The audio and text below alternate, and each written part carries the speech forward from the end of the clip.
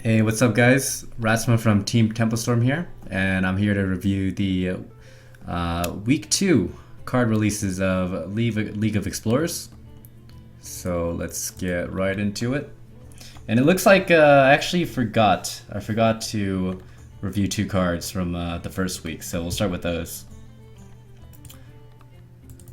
Give me a second here.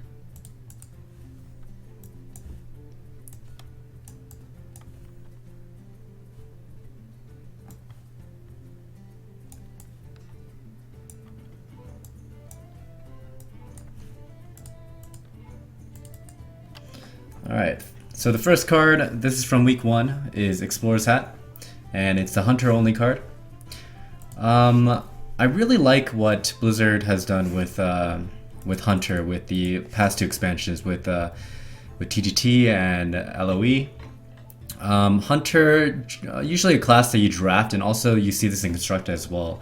You don't really see like control hunters, but with cards like King's Alec, or and also adding more weapons with every expansion, and Power Shot, Explorer's Hat, it makes Control Hunter a little bit more viable, and I like the direction that Blizzard is going with this. It makes even in Arena, it makes your Hunter opponents a little bit more unpredictable because you can't just expect them to be face hunters anymore.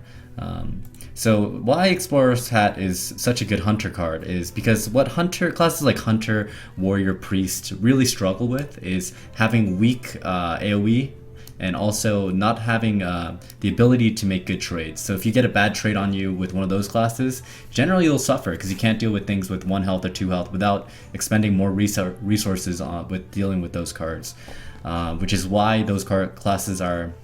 I can't say that Hunter, or I can't say that Priest and Warrior aren't very good control classes, because they are, but that's what makes Hunter really a bad choice when you're trying to build a control deck. So Explorer's Hat is great, especially with some of the cards that synergize with Hunter that require you to empty out your hand.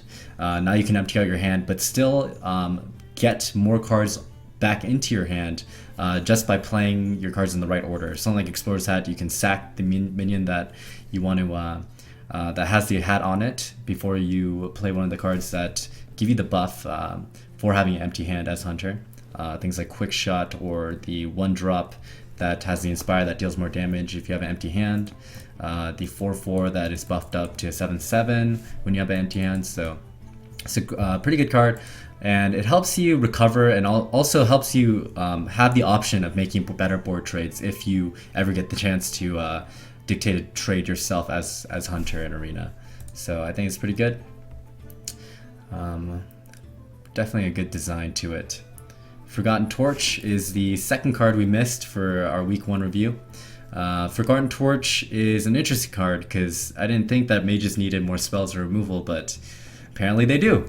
So we have Forgotten Torch here, 3 damage for 3 mana. Comparable to Flame Cannon and Frostbolt, but this has a special effect where you get a Roaring Torch in your deck. So it doesn't really give you card advantage. So when we talk about card advantage in Arena, or just in the game, is we're talking about cards that you have in your hand or in play. So if you're adding cards to your deck, it doesn't give you a card advantage because it blocks. Imagine you draw the Roaring Torch, then you draw that card instead of the card under it, instead of the card that you would have drawn. So it doesn't actually give you card advantage, but it is interesting because there are a lot of spell synergies with Mage, things with Mana Worm and Flame Waker, so it lets you trigger those cards.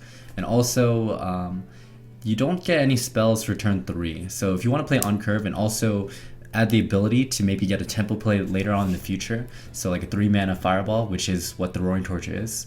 It's a 3-mana Fireball compared to the 4-mana Fireball that usually mages get.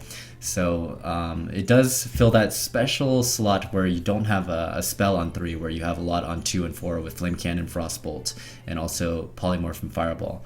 So keeping that in mind, I think it is a decent card.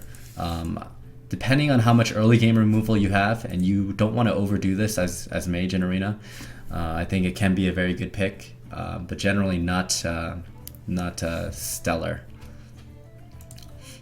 Reliquary Seeker. So this is the second LoE card for Warlocks, Warlock only, and this card usually you do want to pick up a lot of 1-drops as Warlock if you are drafting more of a Zooey type Warlock, and that is what I would suggest you do draft in Arena. But the card has too big of an upside, and the downside is there as well. It doesn't trade up with a lot of 2-drops.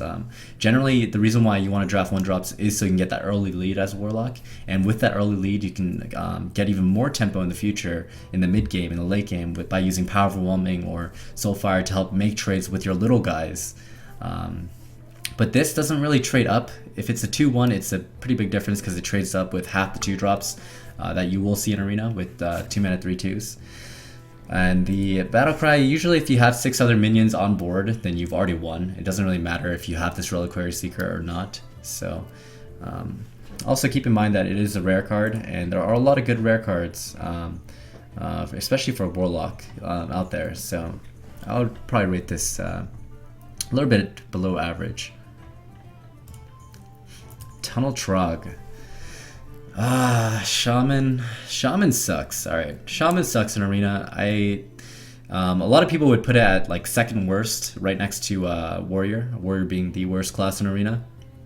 It's very hard to, because Shaman plays more of a mid-rangey style in Arena. And picking this Tunnel Trog means you're going more for a tempo or aggro style of deck. It can work.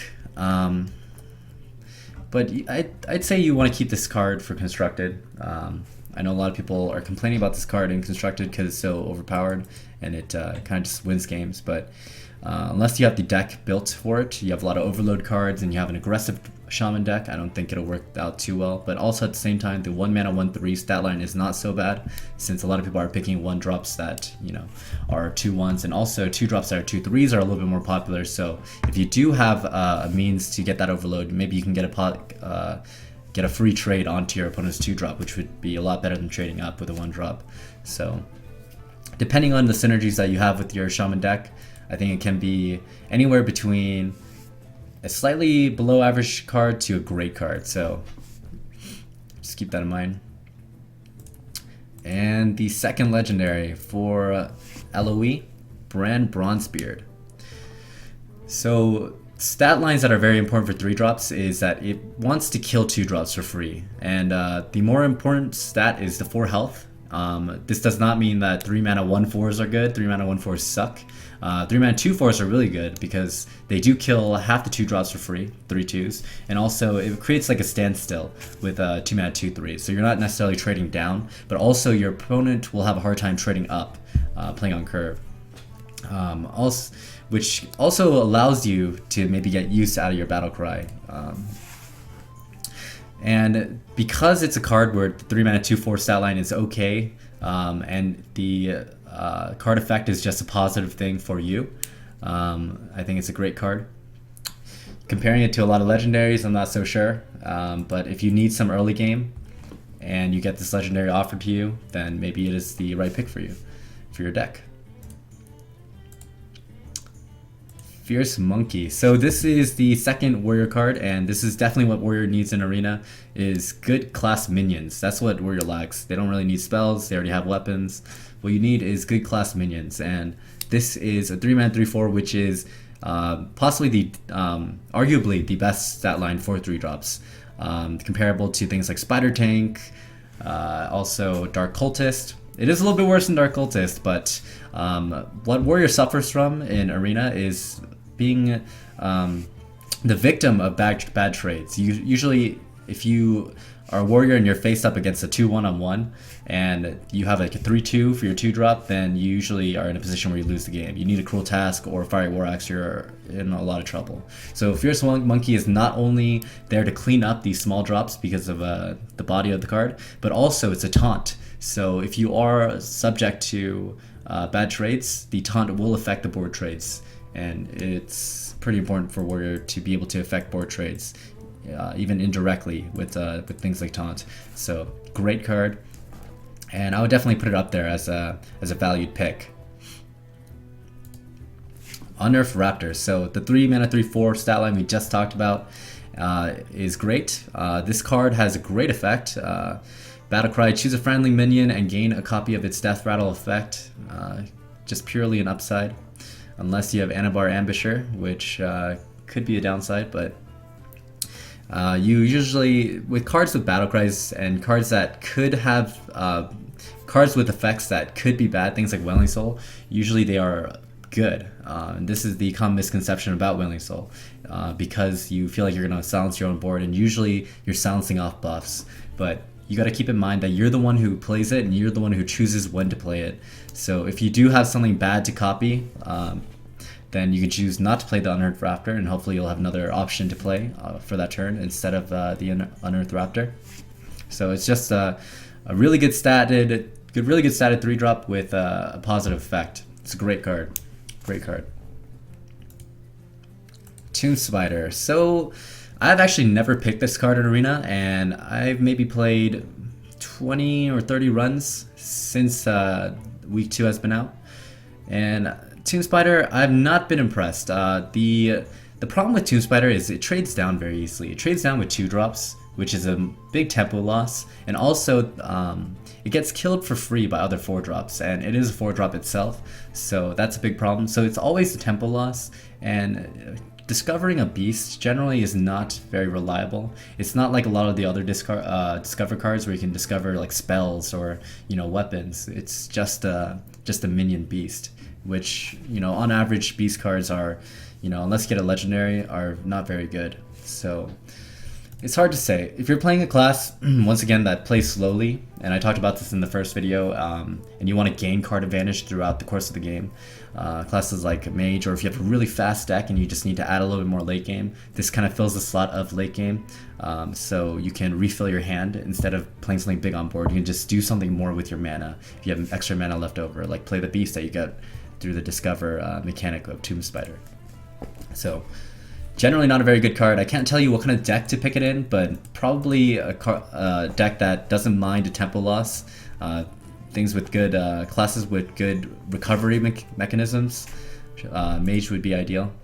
So Ethereal Conjurer, we just talked about Mage. This card, I like it. I like how it's not too overpowered. It may seem very, very powerful. It does trade evenly with other 5-drops, and this is a really good card in Mage, and also makes Mage fair, because usually what Mage suffers from is the lack of ability to remove things in the mid game. So you don't have mid game AoE, you have late game AoE, you have Blizzard and you have Flame Strike. If you're falling behind by turn 5, playing Ethereal Conjurer will only make you lose more as Mage. So that's what I like about it. I'm not going to get rolled over by this card when I'm playing against a Mage. But at the same time, if you play your cards right, you can get the extra value from Ethereal Conjurer and also maybe get a good trade with it as well. So I think it's a really balanced card, but also it's like a skill card. It's a skill card, and that's what I enjoy about it. And there's a lot of good Mage spells. I'm not gonna go over every spell, but yeah. But yes, so keep in mind once again that you are playing Mage, and you are very susceptible to getting run down in the mid game, and that's how Mages mostly lose. And this card will only put you in a worse position if you are already getting run down in the mid game. So if you have a good curve as a Mage, this card is excellent though. Keeper of Old Men. So this is a Paladin only card, and this is, I don't know how I feel about it. I want to say that it's one of my favorite cards that came out, but then again, I'd be a scumbag Paladin player. It's a good one. So pretty much you can play it at any point of the game, and it's somewhat relevant. You're putting yourself in a position where you have a good trade. You're giving your opponent a 3/3 if you're behind, if you're using on your opponent's minion, and also giving yourself a 3/4 that kills the 3/3 for free.